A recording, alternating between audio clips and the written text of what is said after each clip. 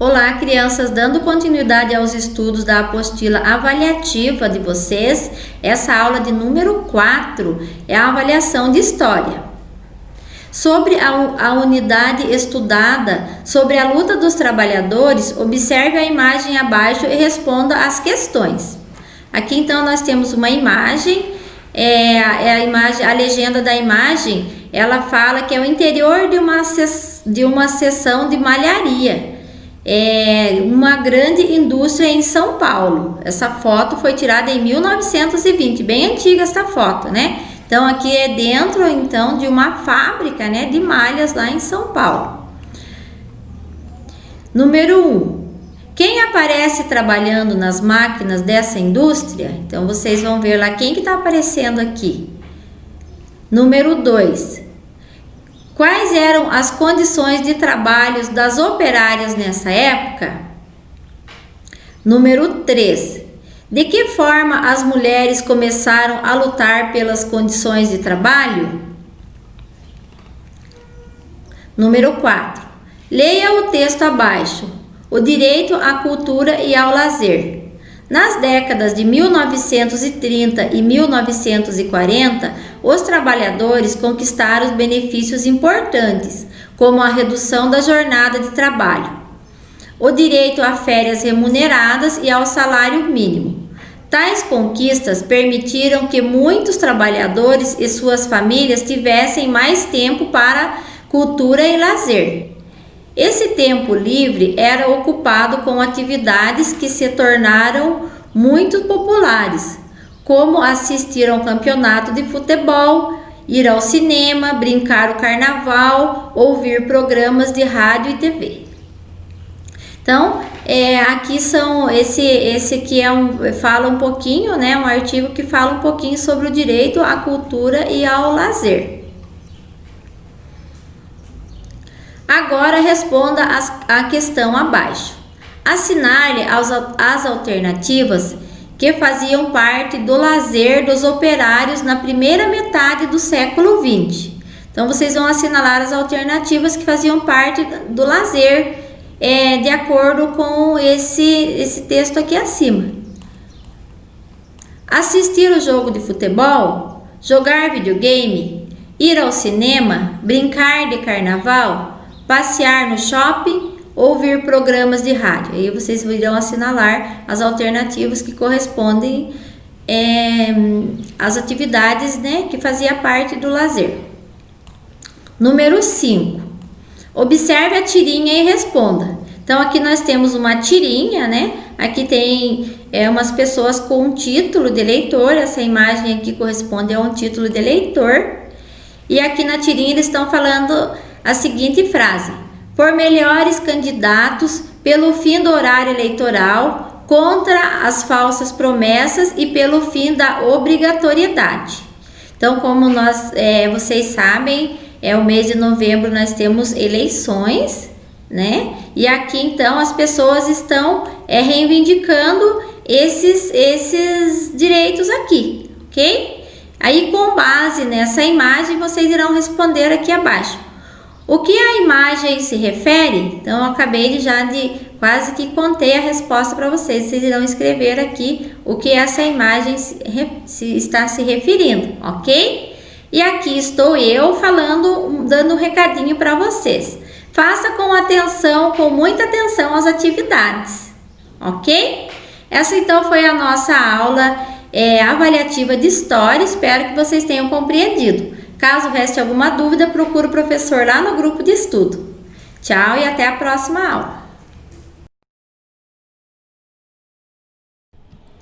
Olá, crianças, tudo bem com vocês? Sou o professor Júnior e hoje vou trabalhar a disciplina de língua portuguesa, dando continuidade à nossa aula de número 4 com uma reposição de língua portuguesa.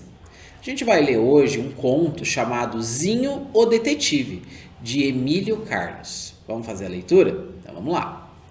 O detetivezinho estava em seu quarto arrumando suas coisas de detetive quando ouviu um grito pavoroso. Ai!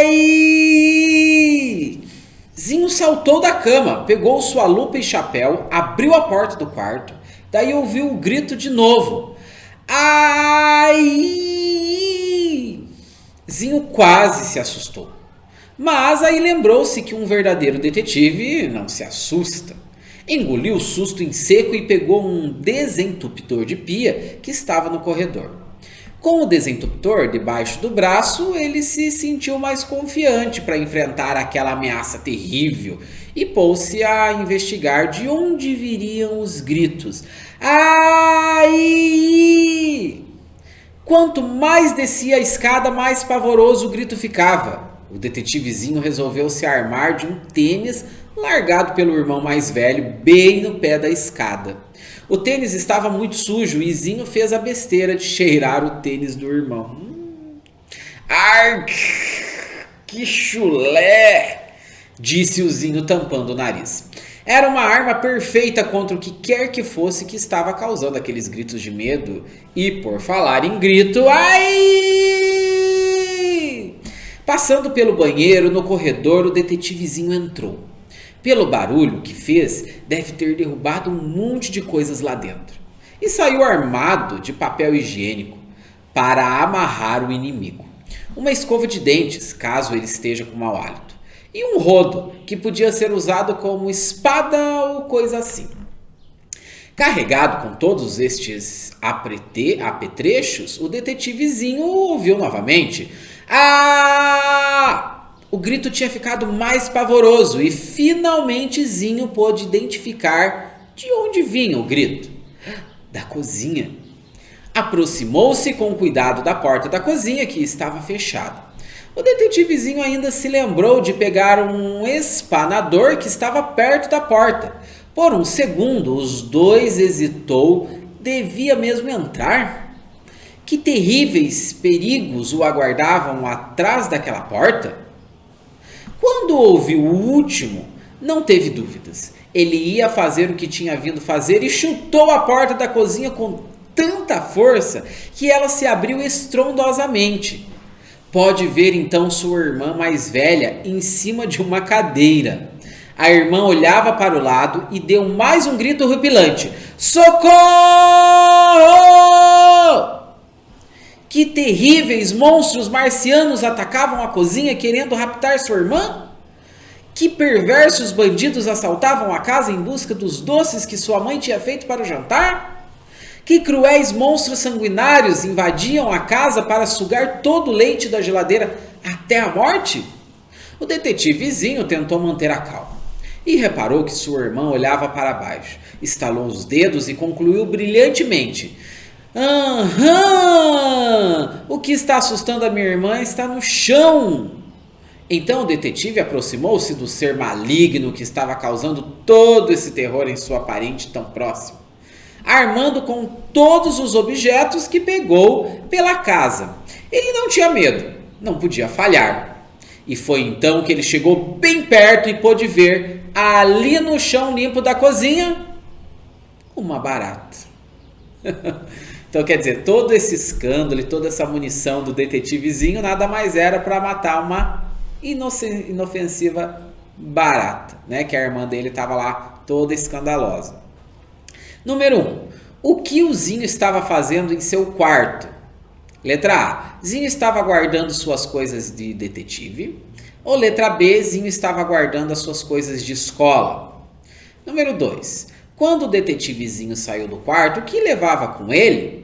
Letra A. O detetivezinho levava com ele sua lupa e seu chapéu. Letra B. O detetivezinho levava com ele seus óculos e seu chapéu. Número 3. O que o detetivezinho lembrou quando quase se assustou? Letra A. Ele se lembrou que um verdadeiro detetive não se assusta. Letra B. Ele se lembrou que um verdadeiro detetive se assusta. Número 4. No conto, qual sinal de pontuação indica a fala dos personagens? Letra A, reticências. Letra B, o travessão. Ou letra D, ou letra C, 2 pontos. Então você que vai ver, a gente trabalhou bastante isso daí em algumas aulas já. Quando indica a fala de alguém, qual é o sinal? Número 5, quem são os personagens do conto? Número 6, onde e quando aconteceu a história? onde e quando, ou seja, onde, qual o local, qual o lugar que aconteceu essa história e quando.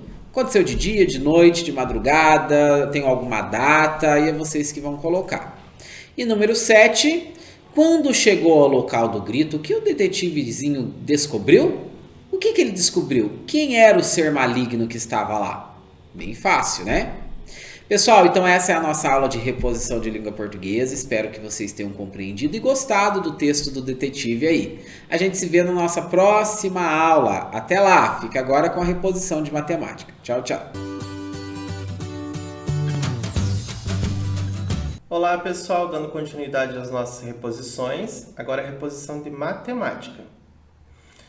Então aqui o professor trouxe uma situação problema para vocês, certo? Onde vocês terão que armar o cálculo e colocar uma resposta ao final. Então, a biblioteca em que Pedro trabalha recebeu uma doação de 2.904 livros. Ele deseja distribuir esses livros em prateleiras em que cabem exatamente 85 livros. Quantas prateleiras serão necessárias para guardar todos os livros? Então, pessoal, quando eu tenho esse termo distribuir, eu estou falando de uma divisão. Então, o que vocês farão aqui? 2.904 livros dividido por 85. Então, vocês já vão obter a resposta dessa situação problema. Lembrando que armem o cálculo, deixem armado, ok? E ao final, a resposta vocês tirarão da própria pergunta final. Quantas prateleiras serão necessárias para guardar todos os livros? Serão necessárias, né? A resposta de vocês, prateleiras, ok? Então, esta foi a nossa aula de hoje, a nossa reposição. Se houver alguma dúvida, entre em contato com o professor de vocês lá no grupo de estudos da sua turma. Tchau, fiquem com Deus.